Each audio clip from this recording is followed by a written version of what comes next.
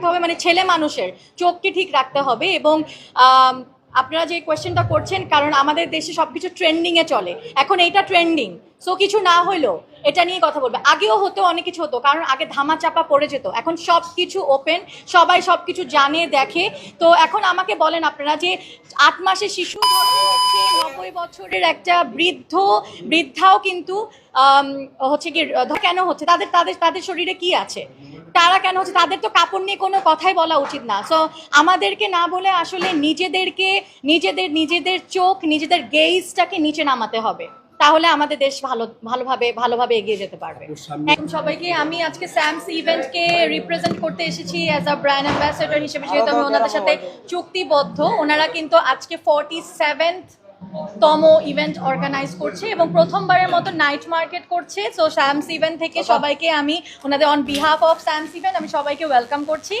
Elite convention হলে চলে আসবেন এবং এটা রাত 3টা, ভোর 3টা পর্যন্ত চলবে, মানে হচ্ছে সেহরির আগ পর্যন্ত চলবে। এখানে কিন্তু কিছু খাওয়ারও ব্যবস্থা আছে, এখানে খেতেও পারবেন এবং শপিং তো অবশ্যই করতে পারবেন। পোশাকের জন্য অন্য কারো আসলে সমস্যা হচ্ছে না, হয়তো বা দু একটা কারণ হচ্ছে কি, যারা একটু বেশি টপিক নিয়ে কথা বলে বা যাদের একটু ভাইরাল, যাদের ভিডিওস বা রিলস, সে বিভিন্ন, কারণ আমাদের দেশে তো বিভিন্ন ধরনের মেন্টালিটির মানুষ আছে, আপনি বোরখা পরলেও কমেন্ট বাজে আসে। তো আসলে কাপড় মানে একটা ড্রেস কখনো একটা মেয়েকে রিপ্রেজেন্ট করে না, তার কথা, তার পার্সোনালিটি একটা মানুষের মেইন জিনিসটাকে রিপ্রেজেন্ট করে। কাপড়, একটা মানুষের কাপড় নিয়ে যদি কথা বলেন, সে যদি একটা ইভেন্টে যায়, সে জানে সেখানে সে কি পড়তে হবে, সেখানে সে যদি হিজাব না পরে বা বোরখা না পরে, সে বোরখা পরে যাবে না কিন্তু ইন জেনারেল। তো আসলে এগুলা হচ্ছে কি আমার কাছে খুবই মনে হয় আননেসেসারি টপিক। আমাদের দেশে অনেক প্রবলেমস আছে, ওগুলা নিয়ে কথা বলা, ভাইরাল হওয়াটা বেশি জরুরি দেন একটা ব্র্যান্ড প্রমোটারের কাপড় নিয়ে একটা সিলিয়েস্ট ম্যাটার নিয়ে কথা বলা। আমার কাছে এটা মনে হয়। আরেকটা বিষয় একটু ক্লিয়ার করবেন যে আপনাদের ব্র্যান্ড প্রমোটার যারা আছেন, দেখা গেছে আপনাদের ভিতরে বিভিন্ন সময় কন্ট্রোভার্সি হয়, হ্যাঁ, একজন আরেকজনকে দেখতে পারেন, আপনি একজন ব্র্যান্ড প্রমোটার হিসেবে এই জায়গাটা কিভাবে দেখেন? এটা কি শুধু আমাদের থেকেই হয়? এটা কিন্তু সবখানে, পলিটিক্স সবখানে আছে, গুটিবাজি সব ইন্ডাস্ট্রিতে আছে। আপনি সিনেমার ইন্ডাস্ট্রিতে যান, আপনি একটা মাল্টিন্যাশনাল কোম্পানিতে চাকরি করেন, কারণ আমি চাকরিও করেছি, সব জায়গায় পলিটিক্স আছে, গুটিবাজি আছে, হিংসামি আছে। কিন্তু ব্র্যান্ড প্রমোশনরা কেন এত বেশি লাইমলাইটে আসে? কারণ আমরা ক্যামেরার সামনে কাজ করি। তো আমরা যদি একটা নুন থেকে চুন কাজ করি, সেটা ভাইরাল হয়ে যাচ্ছে এবং ওটা নিয়ে সমালোচনা হচ্ছে। এই যে আপনারা যে বলেন মাঝে মাঝে ইফতারের পরে নামাজ না পড়ে লাইভে কেন আসছো, কেন ইফতারের টাইমে, ইফতারের পরেও কিন্তু অনেকে চাকরি করছে, ব্যবসা করছে, তাহলে ওনাদেরকে কেন কেউ কিছু বলছে না? জাস্ট বিকজ আমরা ক্যামেরার সামনে কাজ করতেছি, এই কারণে সবাই আমাদেরকে ধরতেছে। সো এটা আমাদের একটা প্রফেশন, একটা প্রফেশনকে প্রফেশনের মতনই দেখানো উচিত। এবং আমাদের দেশে কিন্তু ম্যান্ডেটরি না বোরখা পড়তে হবে, হিজাব করতে হবে। তো কাপড় নিয়ে আমাদেরকে আসলে কারো রাইট নাই কোনো কমেন্ট করা।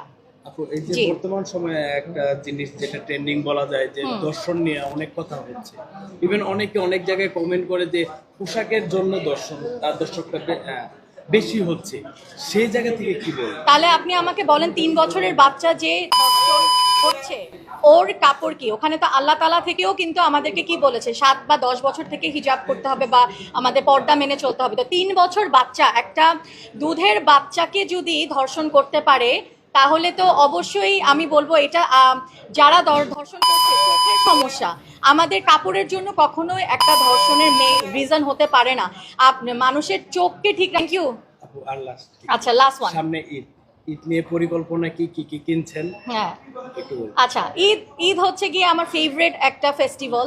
ঈদ যখনই আসে আমার অনেক ভালো লাগে। আমি 5 বছর ধরে ব্র্যান্ড প্রমোশন করছি, এখন আমার বেশি ভালো লাগে কারণ আমি এত ব্র্যান্ডসের সাথে কাজ করি আলহামদুলিল্লাহ, এবং আমার প্রত্যেকটা ব্র্যান্ডসের কাপড় দেখতেই ভালো লাগে। মনে হয় আমার এভরিডে ঈদ। এই যে আমি একটা নিউ ড্রেস পরে আছি, একটু পরে আরেকটা নিউ ড্রেস পরবো, কারণ আমি ব্র্যান্ড প্রমোশন করি।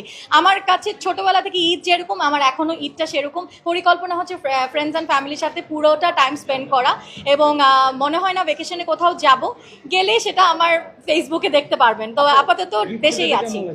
হ্যাঁ না আমি বরবাদের ট্রেইলার, হ্যাঁ বরবাদের ট্রেইলার দেখেছি, শাকিব খানের বরবাদের ট্রেইলার, হ্যাঁ আমি দেখেছি। আচ্ছা, এখানে কেন শাকিব খানের টপিক আসবে? ভালো লেগেছে। ওনাকে তো ভালো না লাগার কোনো প্রশ্নই আসে না। আমাদের বাংলাদেশের মেগা স্টার, সুপারস্টার, উনি যাই করে আসলে এটা না একটা ভিতর থেকে একটা জিনিস না, মানে এমন উনি একটা ভাইব এমন একটা ক্রিয়েট করছে, যে উনি খারাপ জিনিসও আমাদের ভালো লাগে, বিকজ উনি ওটা ক্রিয়েট করেছে আমাদের মধ্যে। তো খারাপ লাগার কোনো, যেমন আমাদের ইন্ডিয়াতে যেমন শাহরুখ খান আছে, আমাদের দেশে শাকিব খান আছে। শাহরুখ খান একটা বাজে মুভি করলেও আমি ওটা 3 ঘন্টা বসে যেমন দেখি, কারণ উনি ওই ক্রিয়েটটা ওয়ার্ল্ড ওয়াইড করেছে। সেভাবে শাকিব খানও আমাদের দেশে এবং দেশের বাইরে ওই ইমেজটা ক্রিয়েট করতে সক্ষম হয়েছে। সো আমি খুবই প্রাউড ওনাকে নিয়ে, যে এই জিনিসটা আমাদের মধ্যে ঢুকিয়ে দিয়েছে যে উনি যাই করবে আমাদের ভালো লাগবে, এবং আমি তো ডেফিনেটলি দেখতে যাবো মুভিটা। ইনশাল্লাহ, হ্যাঁ, জঙ্গলি আসছে, আমি দেখছি। সিয়ামের জঙ্গলি আসছে, আমি বরবাদই দেখবো।